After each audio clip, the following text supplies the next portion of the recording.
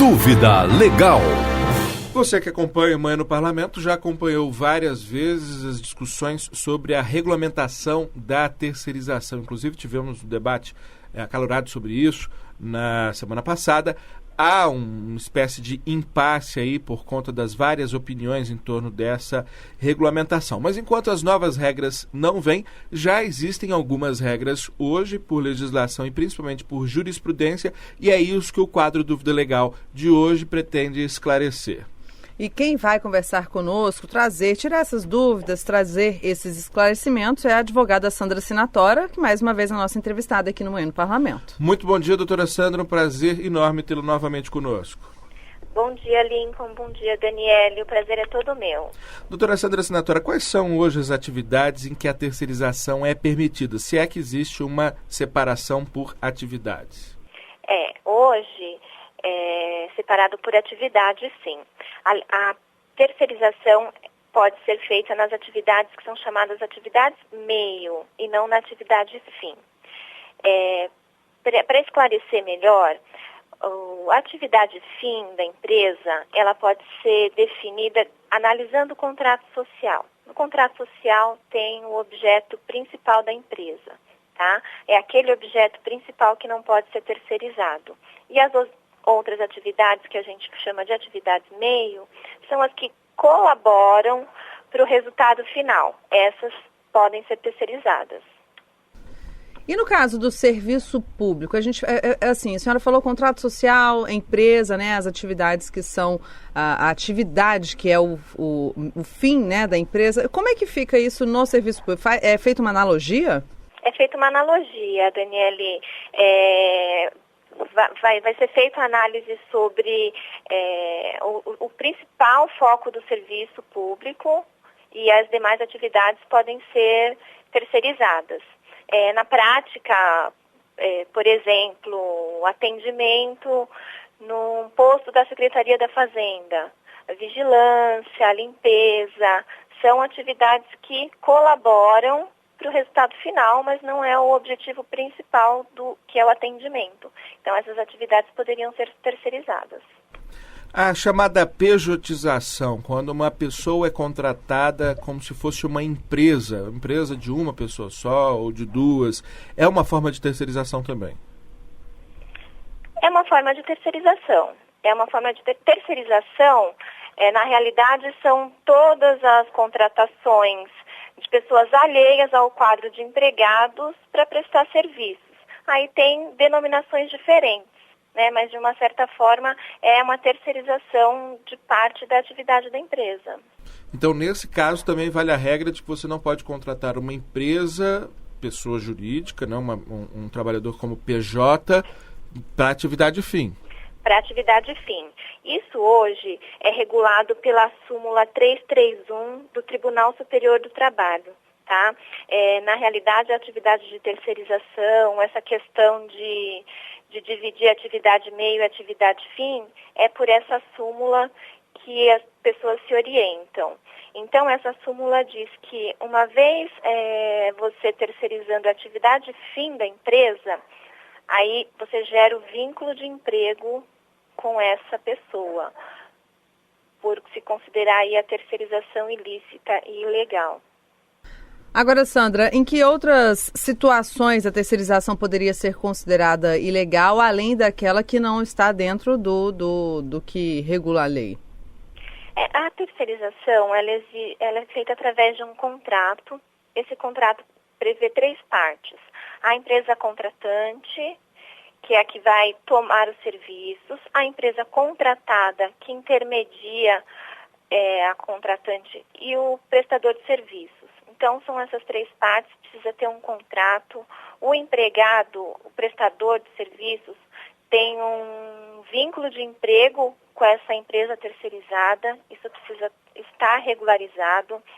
Uma vez não existindo o contrato de acordo com a legislação, anotação em carteira de trabalho do empregado, a terceirização está irregular e aí ela é considerada ilícita também. Então, na realidade, o empresário que vai terceirizar uma atividade da sua empresa, ele precisa ter muitas cautelas para acabar não sofrendo um prejuízo em dobro, além de pagar o contrato, depois vão ter que assumir os encargos trabalhistas, né? E a chamada quarteirização, que parece também crescer cada vez mais. Você contrata uma empresa que terceiriza o serviço e essa ainda vai lá subcontrata uma outra empresa. Há restrições a esse tipo de comportamento? Como é que isso deve ser observado? Então, na realidade, Lincoln, até porque ainda não existe uma legislação específica, acaba aplicando a súmula 331 mesmo, né? O empregado vai pleitear na justiça os seus direitos com a empresa terceirizada que ele está vinculado e também ele vai incluir nessa ação todas as empresas a quem ele prestou serviços. No caso de quarteirização, se for 2, 3 empresas, ele precisa colocar todas no polo passivo para que cada uma tenha a sua responsabilidade definida dentro do processo. Isso a questão, esse debate, essa criação de uma legislação específica, precisa dar um foco para o trabalhador, porque a empresa que contrata lucra, a empresa contratante lucra com a prestação de serviços e muitas vezes o empregado sai dessa relação aí sem receber as suas verbas trabalhistas. Pois é, Sandra, essa relação, inclusive, entre o terceirizado e a empresa que terceiriza, ela pode se tornar uma relação conturbada quando surgem essas questões trabalhistas. Você acabou de falar um pouco sobre a responsabilidade solidária, né? Como que fica essa relação? Afinal de contas, a empresa que terceiriza, até que ponto ela é responsável pelo funcionário e o funcionário a quem ele deve também se reportar? É só apenas a empresa que o contrata diretamente ou ao órgão principal? Isso acaba gerando uma série de confusões, inclusive no caso de uma questão de uma dívida trabalhista, né?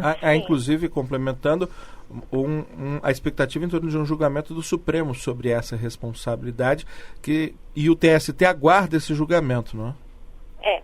Hoje, são duas formas de responsabilizar a empresa contratante, né? A empresa que se beneficia dessa mão de obra. Ou ela é responsável de forma solidária ou subsidiária. Em qualquer situação, ela pode ser responsabilizada. Vai depender de quando que o patrimônio dela vai ser atingido. Tá? O empregado, ele é vinculado a uma empresa de terceirização e ele é encaminhado para prestar serviços numa empresa contratante. Né? Ele trabalha lá 2 anos, recebe os salários, mais as demais verbas irregularmente. Diretamente, ele não pode se reportar a essa empresa contratante, ele tem que se reportar à terceirizada. É ela que deve as verbas para ele. Agora, em uma ação trabalhista, ele precisa entrar com uma ação contra a terceirizada e contra essa empresa a quem ele prestou serviços. Né? E aí, dentro desse processo, que vai se definir se a responsabilidade dessa empresa é subsidiária, ou seja, ela vai pagar só se a terceirizada não pagar, ou se vai ser uma responsabilidade solidária.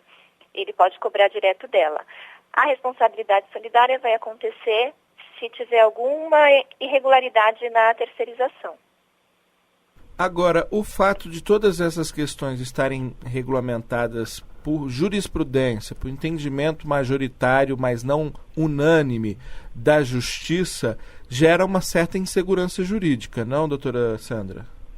Então, Lincoln, na prática, já é muito comum essa questão de terceirização e processo trabalhista, tanto que até surgiu essa súmula aí para regular um pouco melhor. Eu acho que o mais difícil mesmo em relação à terceirização é a questão de definir realmente a atividade que pode ser terceirizada. Porque a questão de responsabilidade hoje já existe e eu acho que da forma que ela acontece hoje não é tão prejudicial ao empregado. Porque a empresa que contrata, mais cedo ou mais tarde, vai responder por uma dívida que a terceirizada não pague. né? Então, eu acho que fica mais na questão do que pode ser terceirizado ou não, a atividade que pode ser terceirizada, existe uma grande discussão. E eu acho que na legislação não, mas no processo, no trâmite do processo, ser um pouco mais célere para atingir a empresa que se beneficiou da mão de obra dele. Perfeito. Quero agradecer muitíssimo mais uma vez a doutora Sandra Sinatori, advogada, especialista em Direito do Trabalho, participando aqui conosco do quadro Dúvida Legal, esclarecendo alguns pontos nebulosos que sempre geram dúvida em relação à terceirização. Doutora Sandra, mais uma vez, muitíssimo obrigado. Um excelente dia para a senhora. Eu que agradeço, Lincoln. Fico à disposição quando vocês precisarem.